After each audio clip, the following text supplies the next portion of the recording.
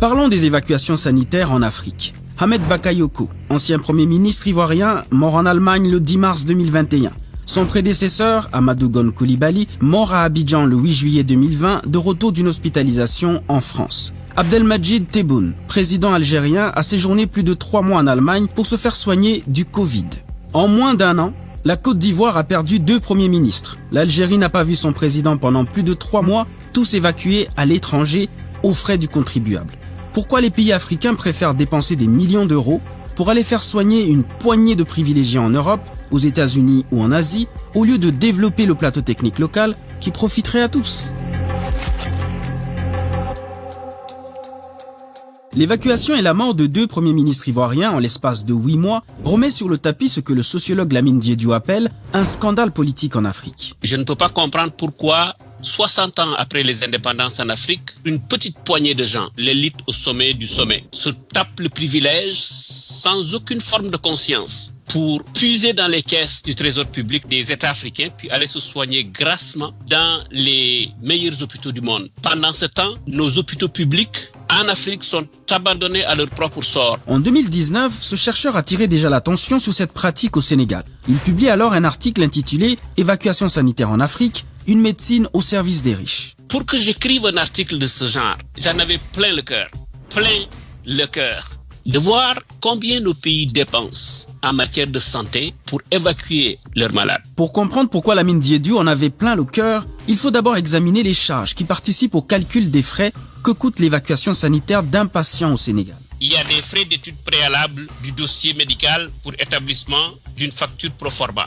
Vous avez aussi les prestations accompagnement médical du patient, c'est-à-dire la location d'avion qui, elle seule, pour la Tunisie, coûte 30 millions de francs CFA. La civière aussi est louée. Assistance à l'accomplissement des formalités d'entraide et de sortie dans les pays d'évacuation. Accueil aux frontières. Transfert de l'aéroport jusqu'au centre d'hébergement le premier jour. Transport durant le séjour. Service per diem et tranche de nourriture. Hébergement ou assistance à l'hébergement. Assistance de base aux accompagnateurs. Souvent c'est la famille, le médecin parfois voyage pour accompagner les patients. Payé aux frais du contribuable. Ce qui s'assimile à du tourisme médical selon le journaliste Alain Foka. Mais ce n'est pas tout. Vous avez l'accompagnement du patient chez les spécialistes en structure sanitaire de diagnostic et de traitement. Vous avez l'assistance juridique en cas de litige de toutes sortes. Vous avez l'avant-dernier élément, production de rapports médicaux, formalités en cas de mort. Et tout ceci se passe dans l'opacité, comme le déplorait le site sénégalais Enquête Plus en 2016. Entre les passe-droits offerts aux uns et aux autres, les petites magouilles dont profitent certains et le laxisme qui prévaut à plusieurs niveaux de responsabilité, le Trésor public en vient à supporter des charges qu'il n'aurait jamais dû supporter. Tout se fait dans l'omerta. Aucune statistique. Les rares statistiques dont on dispose, ce sont des statistiques de gens qui les font fuiter parfois dans des institutions privées, dans des institutions publiques. Et souvent, la facture est salée. 4,7 milliards au total pour environ 180 millions par patient. 3 000 à 4 000 euros par jour. S'il s'agit d'une autorité importante, cette somme est doublée et on peut atteindre 24 milliards. Cette somme est beaucoup plus élevée en Côte d'Ivoire. Selon les chiffres des professionnels du secteur, chaque année, les évacuations sanitaires coûtent 50 milliards de francs CFA.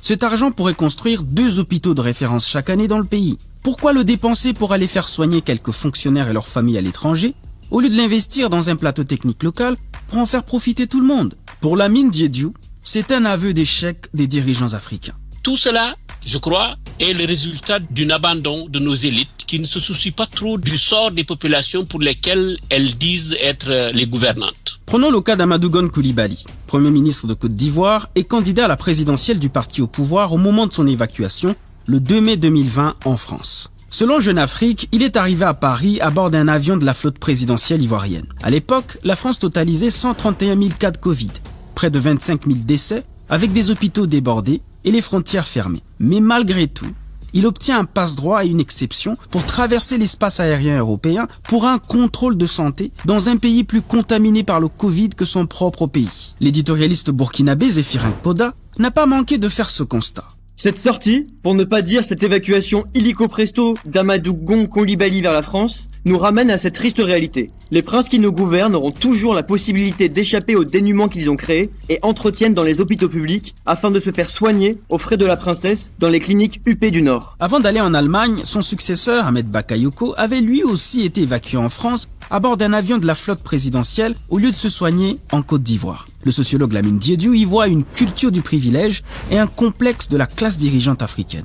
Nos élites au sommet fonctionnent de façon générale, et ça c'est les vestiges de la colonisation, comme une sorte de caste politique, dont une des fonctions essentielles est de mimer l'ancien colon. L'attitude mimétique, là, le mimétisme qui est caractéristique de nos élites, explique pourquoi on préfère que le patient, le parent, si on est de l'élite, meure en France, plutôt que de mourir en Afrique. Pour le chercheur, il faut casser ce complexe. C'est un véritable combat que nous devons mener ensemble, c'est ma conviction. Et ce combat-là, c'est le combat de tout le monde. Tous ceux qui sont soucieux du progrès de l'Afrique, ils doivent s'impliquer pour dénoncer cette situation et contraindre nos chefs d'État à construire des hôpitaux qui permettent, n'est-ce pas, de soigner sur place les malades qu'on évacue en France, pour lesquels on gaspille beaucoup d'argent du trésor public. C'est exactement ce que tente de faire le Niger. Le pays dépense chaque année plus de 5 milliards de francs CFA pour faire soigner des officiels en Europe, en Tunisie ou au Maroc.